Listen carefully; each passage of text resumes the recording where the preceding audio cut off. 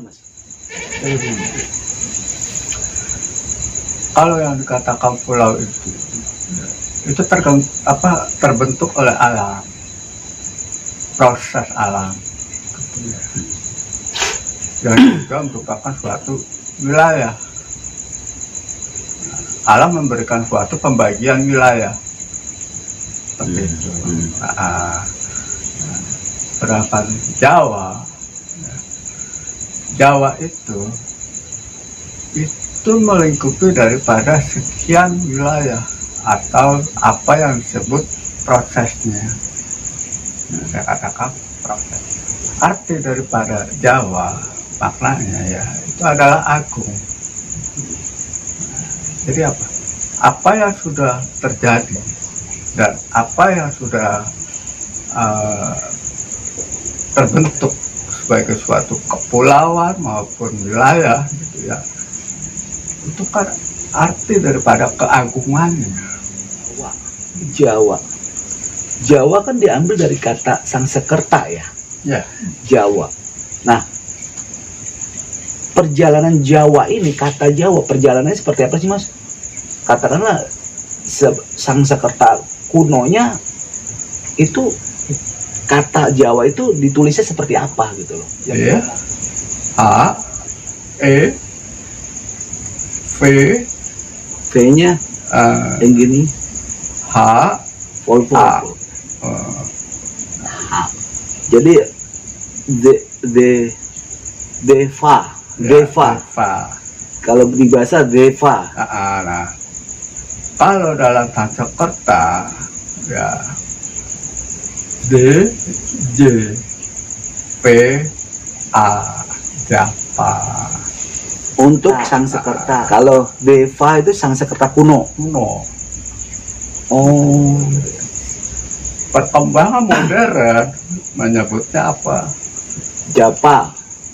Modern. Dewa. Iya.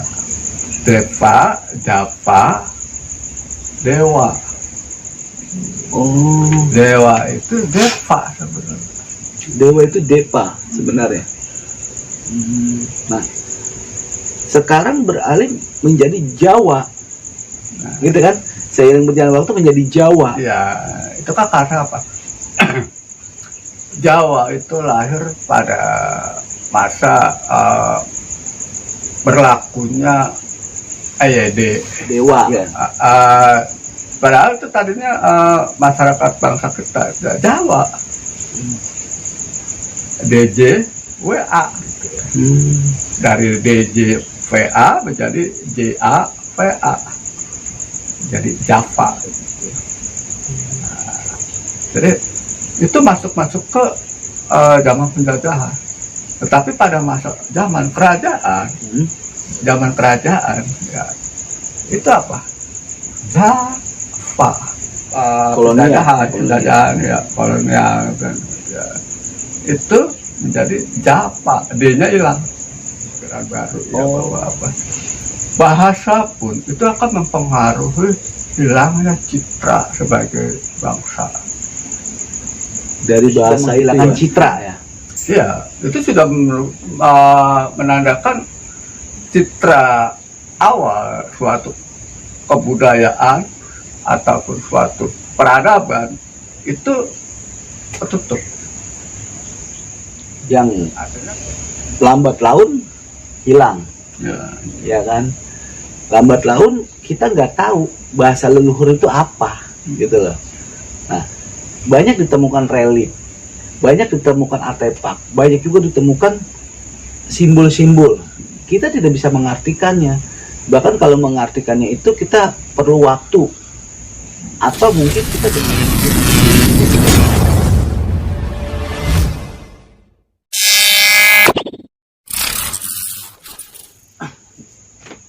dari bahasa aja, leluhur bangsa Indonesia kaya akan bahasa ya.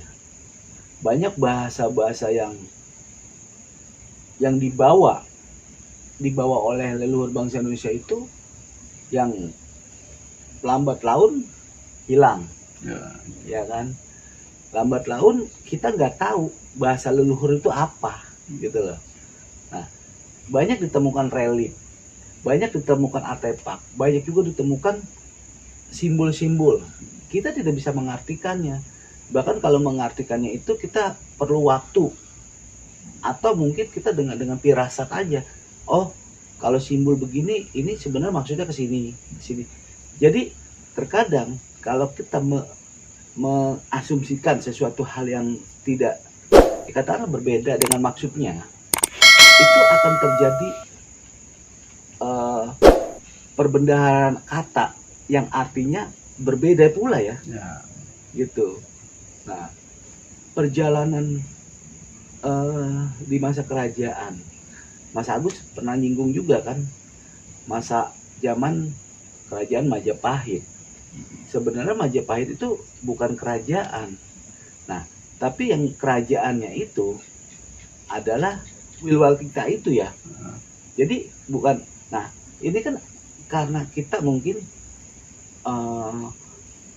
perbendaharaan pengetahuan kita tuh kurang. Jadi dianggap Wilwaltika itu ya artinya Majapahit. Padahal itu berbeda ya. Yang akhirnya penggunaan kata itu yang menyebabkan makna juga, maksud tujuannya juga berbeda juga. Ya kan? Kalau salah mengartikannya itu gitu loh. Jadi penyebutan Wilwaltika menjadi Majapahit ya, itu karena apa? Mengetahui adanya sistem sistem di apa namanya bangsa kita gitu, ya. Artinya maka disebutnya apa? Majapahit ya. Karena apa? Sistem bangsa kita itu menggunakan Majapahit, sistem kerajaan ya. Sedangkan pada zaman Majapahit dan zaman kebudayaan suci itu ya, itu perbedaannya adalah pada sisi perekonomian dan pemerintahan. Nah, itu perbedaannya gitu ya. Jadi apa? Pada sistem pemerintahan perekonomian akan sulit. Nah, itu perekonomian sulit. Karena apa? Lebih mengedepankan golongan. Kalau pemerintahan itu sistem daripada pemerintahan. Nah, pada saat munculnya peradaban pemerintahan itulah awal titiknya kebudayaan bangsa kita menurun. Kembali lagi Mas, kita ngulas cerita Gunung Padang. Gunung Padang di masa zaman pewayangan. Kalau kita bicara Gunung Padang, udah otomatis itu zaman pewayangan, ya kan? Gunung Padang itu udah otomatis zaman pewayangan. Ya. Nah, pada saat pembangunan Gunung Padang,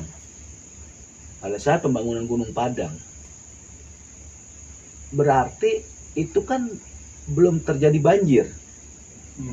Waktu Gunung Padang pertama awal dibangun, belum terjadi banjir. Nah, untuk alamnya Mas, pada saat sebelum terjadi banjir nih, itu gimana sih Mas alamnya sebelum terjadi banjir? Oh ya, kalau masalah alam maupun keadaannya gitu ya, alamnya pada Gunung Padang itu, pada masa itu ya, seperti hal yang sudah saya katakan, adem ayem, maksudnya nggak jauh berbeda iklim yang alami. Atau itu di tengah hutan adanya atau gimana? Oh itu ya enggak juga. Di sana pun ada yang namanya permukiman masyarakat. Oh, ada penduduk.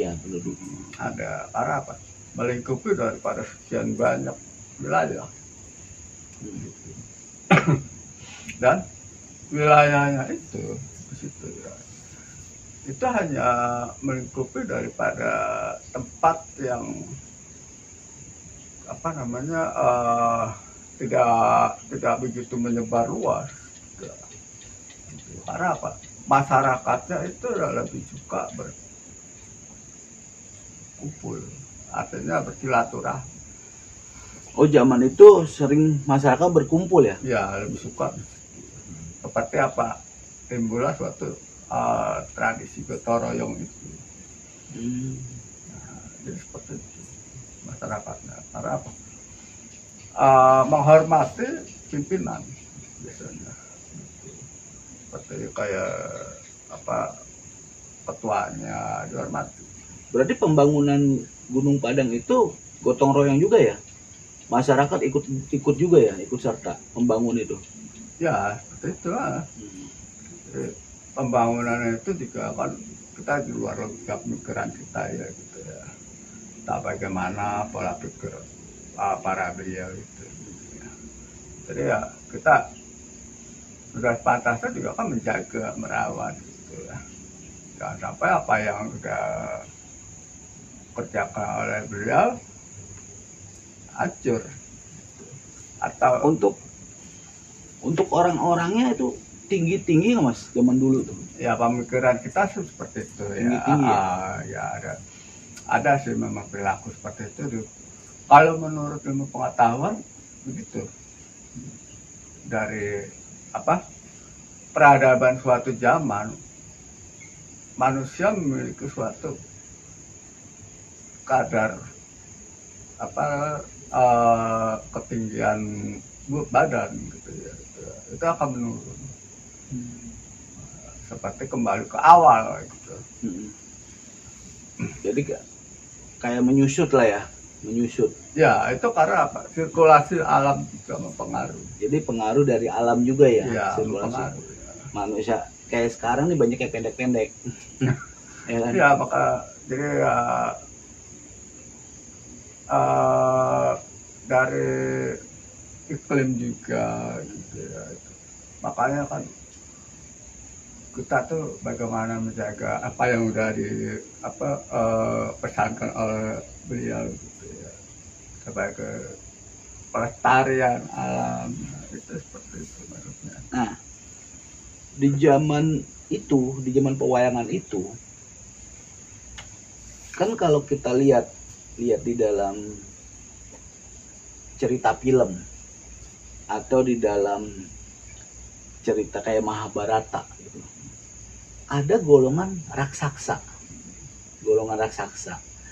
Pada zaman itu ada nggak sih? Pada masa itu ada yang namanya golongan raksasa pun ada. Oh, ada. Jadi ya hewan pun ada. Jadi ya itu kategori daripada bangsa sebenarnya, bangsa. Oh, bangsa.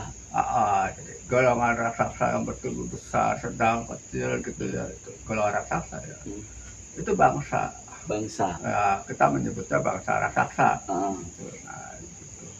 Nah, terus penyebaran mereka pun kita saat ini tidak mengetahui. Ya. Asal usul dari bangsa raksasa itu. Iya, gitu. Cuman zaman itu ada ya. Ada. Bangsa raksasa. Gitu. Terus kendaraan Mas. Kendaraan yang digunakan orang-orang dahulu zaman pewayangan atau rakyat atau katakanlah pembesarnya itu umumnya menggunakan apa kendaraannya? Nah ya kalau yang namanya kalangan bangsawan ke atas gitu ya, bangsawan ke atas saya kira kalau raja atau apa gitu, itu menggunakan gajah. Oh, gajah. Gajah ya apa, nomad gitu. Gajah nomad yang mamut. mamut. Ya, itu. Yang gede itu. Besar itu. Yang besar. Raksasa itu. Oh, golongan binatang yang raksasa. Ya, nah jadi itu gajah kapasitas golongan raksasa itu.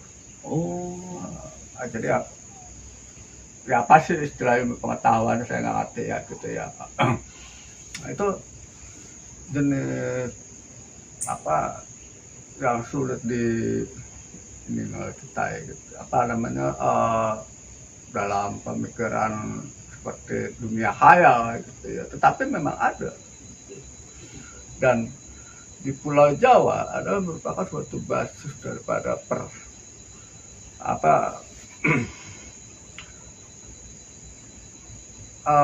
banyaknya gajah tersebut. Gajah mamut populasi. Ya semacam populasi gitu. Populasinya di Pulau Jawa justru banyak. Ya, nah itu juga pun punah, kemudian ada yang selamat. Nah itu ya selamat itu ya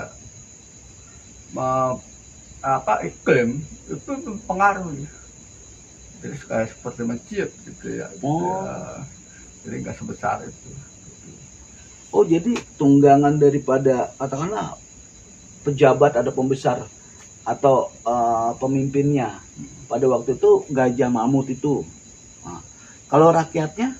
Rakyat juga pun umumnya sih ya memiliki ternak biasanya sih. Ternak. Nah, tapi ada nggak pakai kuda atau apa? Ya ada.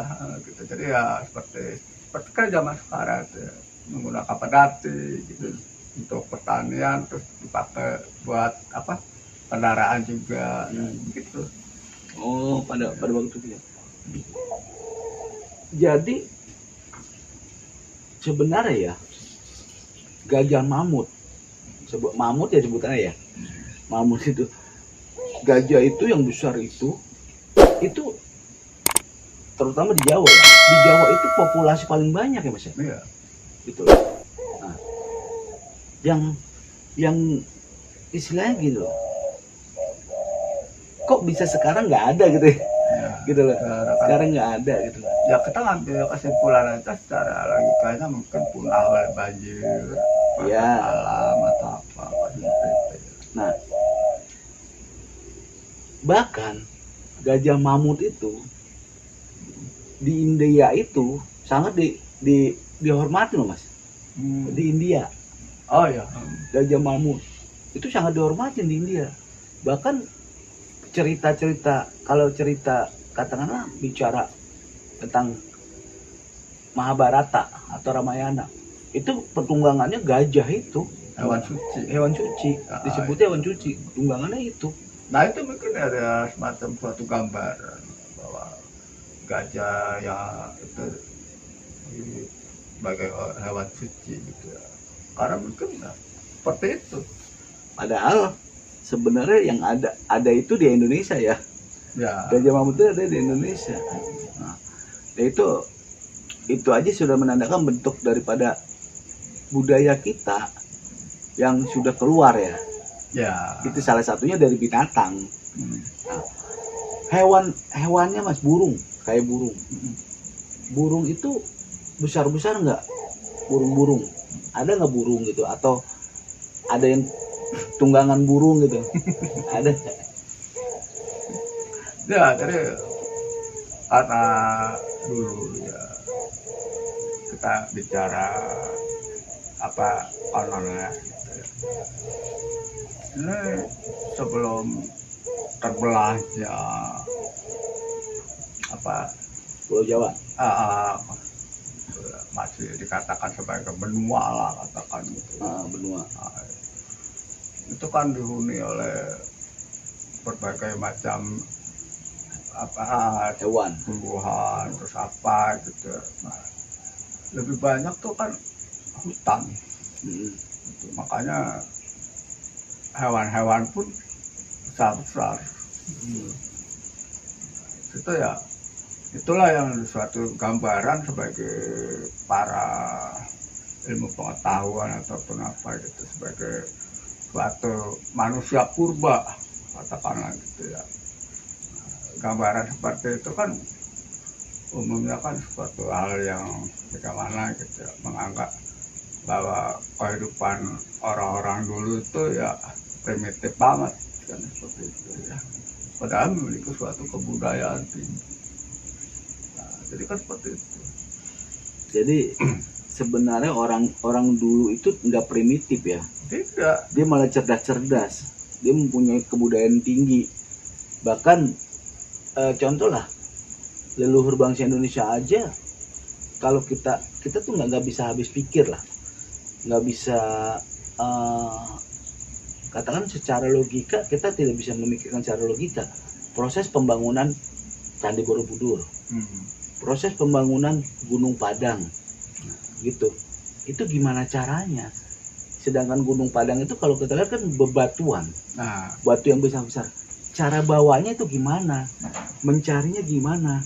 mengolahnya itu gimana, ya kan? Nah, iya menjadi sebuah pilar gitu.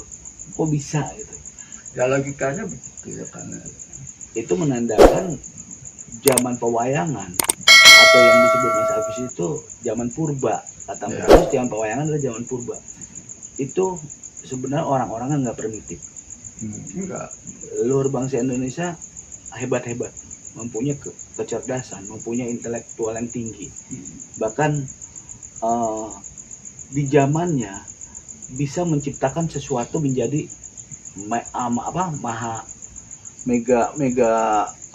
mahakarya lah. Ya kan, sesuatu itu jadi mahakarya seperti yang sekarang ini. Yang jadi pertanyaan kan, Gunung Padang ini belum apa ya bahasanya, mungkin orang hanya bisa merekayasa, oh bangunnya bentuknya seperti ini, oh bangunnya begini, ini merekayasa. Secara logika nalarnya kita belum nyampe ke situ. Gimana bentuk sebenarnya Gunung Padang. Nah, bentuk sebenarnya Gunung Padang itu kayak gimana sih Mas? Bentuk sebenarnya zaman itu. Jadi ya memang bentuk Gunung Padang itu menyerupai sebuah perahu. Oh, model perahu. Ya. Jadi ya panjang gitu. Panjang gitu. Tetapi memiliki kubah di atasnya. Oh, di atasnya kubah, maksudnya kubah kayak tertutup gitu. Mas, kubah. Ya kubah kayak kubah masjid, Ya, seperti itu. Kayak kubah masjid. Atau kayak kubah masjid. Kayak kubah yang di Borobudur tuh. Iya. Kubah yang nutupin orang. Kayak begitu. Iya. Nah, itu besar Mas. Besar. Lebih besar dari Borobudur. Kubahnya doang. Iya. Hah? Untuk kubahnya doang. Jadi tunggu sebentar Mas. Kubah yang di atas Gunung Padang itu sebenarnya berbentuk kubah. Kubahnya lebih besar. Nah, kita bicara Borobudur. Ini kubahnya lebih besar dari Borobudurnya atau lebih besar dari kubah yang Borobudurnya? Ini dimaksud. Kubahnya ya. Ya kubahnya ya lebih besar di Gunung Padang. Maksudnya kira-kira diameternya gitu. Seluas lingkungan yang ada di Borobudur. Kubahnya. Ya. Wah, Besar. berarti kalau misalnya kubahnya itu dipindah ke Borobudur, ketutup dong Candi Borobudur. Ya.